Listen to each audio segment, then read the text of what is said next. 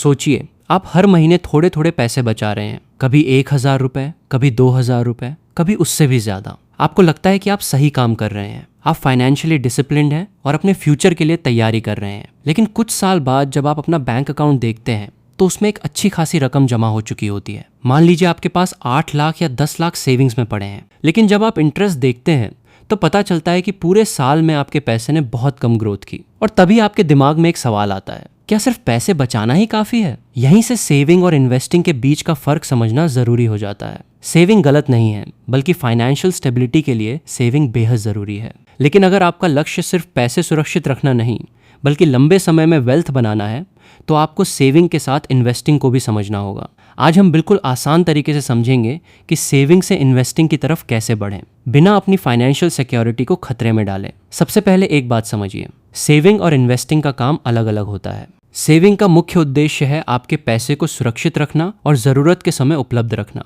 वहीं इन्वेस्टिंग का उद्देश्य है आपके पैसे को लंबे समय में ग्रो करने का मौका देना। यानी आसान भाषा में, सेविंग आपको सिक्योरिटी देती है, इन्वेस्टिंग आपको ग्रोथ का अपॉर्चुनिटी देती है। मान लीजिए आपके पास 5 लाख हैं और आप उन्हें ऐसी जगह रखते हैं जहां आपको लगभग 1% सालाना रिटर्न मिलता है, तो ग्रोथ काफी सीमित होगी। अब दूसरी तरफ अगर वही पैसा लंबे समय के लिए डाइवर्सिफाइड इन्वेस्टमेंट्स में लगाया जाए तो हिस्टोरिकली ज्यादा ग्रोथ की संभावना हो सकती है। लेकिन यहाँ एक बहुत जरूरी बात है, इन्वेस्टमेंट रिटर्न्स गारंटीड नहीं होते। मार्केट ऊपर भी जा सकता है और नीचे भी। यही कारण है कि सेविंग और इन्वेस्टिंग दोनों की अपनी जगह है। असली ताकत आती है कंपाउंडिंग से। मान लीजिए आप हर महीने सिर्फ 5,000 इन्वेस्ट करते हैं। शुरुआत में आपको लगेगा कि 5,000 से आखिर कितना बड़ा डिफरेंस आएगा, लेकिन अगर आप लंबे समय तक लगातार इन्वेस्ट करते हैं तो आपकी इन्वेस्टमेंट पर मिलने वाला रिटर्न भी आगे रिटर्न जनरेट करने लगता है। इसे कहते हैं कंपाउंड ग्रोथ। शुरुआत में ग्रोथ छोटी दिखाई देती है, लेकिन समय बढ़ने के साथ इसका इफेक्ट काफी बड़ा हो सकता है। यही वजह है कि इन्वेस्टिंग में सिर्फ कितना पैसा लगाया जरूरी नहीं है,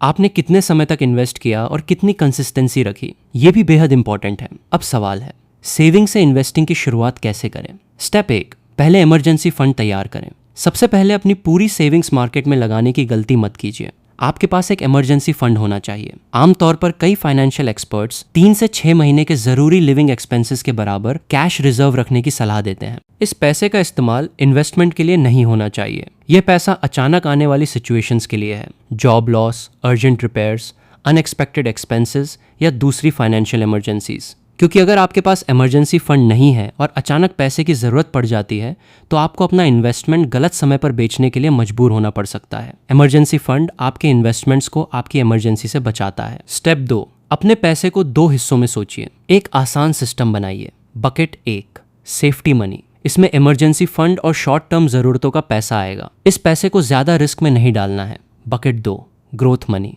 ये वो पैसा है जिसकी आपको तुरंत जरूरत नहीं है और जिसे आप लंबे समय तक इन्वेस्ट कर सकते हैं। इस पैसे में मार्केट फ्लक्चुएशंस को एक्सेप्ट करना जरूरी है। जब आप इन दोनों को अलग अलग देखते हैं तो इन्वेस्टिंग को लेकर एंजाइटी काफी कम हो सकती है। स्टेप 3, छोटी रकम से शुरुआत करें। बहुत सारे बिगिनर्स सोचते हैं कि इन्वेस्टिंग शुरू करने के लिए लाखों रुपए चाहिए। ऐसा नहीं है, आप छोटी अमाउंट से शुरुआत कर सकते हैं। मान लीजिए 500, 1,000 या 2,000 महीने से। शुरुआत में आपका गोल करोड़पति बनना नहीं होना चाहिए, आपका पहला गोल होना चाहिए एक अच्छी इन्वेस्टिंग हैबिट बनाना। क्योंकि शुरुआत में अमाउंट छोटी हो सकती है, लेकिन कंसिस्टेंसी लंबे समय में बड़ा डिफरेंस बना सकती है। स्टेप 4, शुरुआत सिंपल रखें। बिगिनर्स की सबसे कॉमन मिस्टेक क्या होती है? वे इन्वेस्टिंग शुरू करते ही कॉम्प्लिकेटेड चीजों के पीछे भागने लगते हैं। Day trading, options, leverage, risky crypto bets और फास्ट मनी स्ट्रैटेजीज। लेकिन इन्वेस्टिंग का मतलब हर दिन ट्रेड करना नहीं है। अगर आपका उद्देश्य लॉन्ग टर्म वेल्थ क्रिएशन है तो पहले बेसिक और डाइवर्सिफाइड इन्वेस्टमेंट ऑप्शंस को समझना ज्यादा इंपॉर्टेंट है। उदाहरण के लिए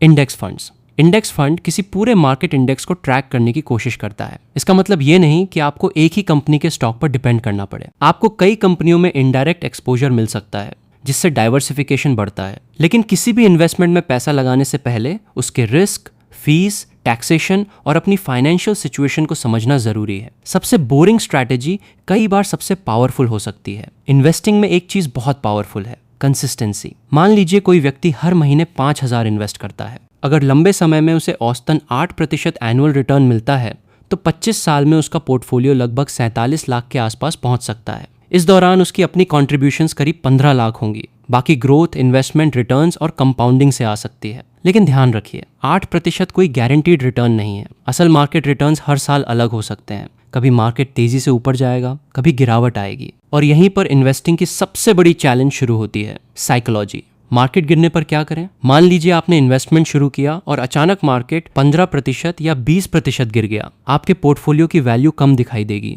अधिकतर बिगिनर्स का पहला रिएक्शन होता है, मेरा पैसा डूब रहा है। और यही पैनिक कई लोगों को गलत समय पर इन्वेस्टमेंट बेचने के लिए मजबूर कर देता है। लेकिन अगर आपका इन्वेस्टमेंट लॉन्ग टर्म गोल के लिए है और आपने डाइवर्सिफाइड एसेट्स में अपनी रिस्क कैपेसिटी के हिसाब से पैसा लगाया है, तो शॉर्ट टर्म वॉलेटिलिटी को समझना जरूरी है। मार्केट करेक्शंस और क्रैशेस फाइनेंशियल मार्केट्स का हिस्सा हैं। और जब आप नियमित रूप से इन्वेस्ट करते हैं तो मार्केट नीचे होने पर आपकी फिक्स्ड अमाउंट से ज्यादा यूनिट्स / शेयर्स खरीदी जा सकती हैं। इसे कई लोग रुपी कॉस्ट एवरेजिंग या सिस्टमैटिक इन्वेस्टिंग के कॉन्सेप्ट से जोड़ते हैं। लेकिन इसका मतलब ये नहीं कि गिरता हुआ मार्केट हमेशा तुरंत वापस ऊपर आएगा। इसीलिए इमरजेंसी फंड, डाइवर्सिफिकेशन और लॉन्ग टर्म प्लानिंग इतनी इंपॉर्टेंट है। अब पूरी स्ट्रैटेजी को एक बार फिर समझिए।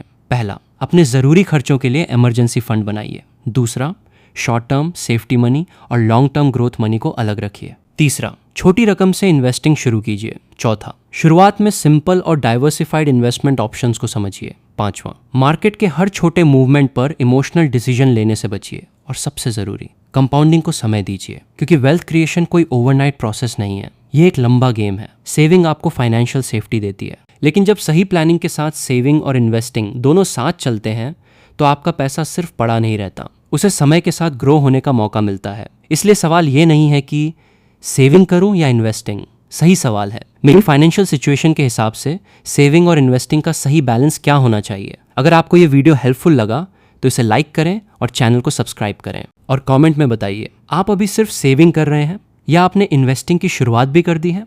याद रखिए, पैसा बचाना पहला कदम है, पैसे को समझदारी से काम पर लगाना अगला कदम है।